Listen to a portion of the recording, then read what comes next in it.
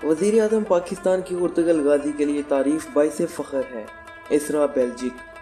तुर्की की मशहूर drama serial उर्तुगल गाजी में हलीमा सुल्तान का किरदार अदा करने वाली तुर्क अदाकारा इसरा बेल्जिक का कहना है कि जब वज़ीर आज़म पाकिस्तान उर्तुगल गाजी की तारीफ करते हैं तो मुझे फ़ख्र महसूस होता है।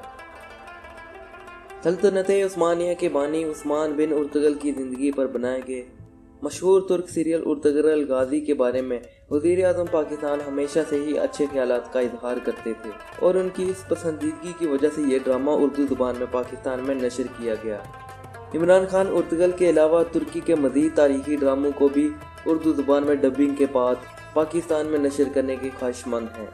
इमरान खान के इन ख्यालात से मुतल्लिक़ एक इंटरव्यू में बात करते हुए उर्तुगल गाजी की हीरोइन इसरा बेल्जिक का कहना था कि जब मैं इमरान खान को उर्तुगल गाजी की तारीफ करते सुनती हूँ तो मुझे बहुत फ़ख्र महसूस होता है।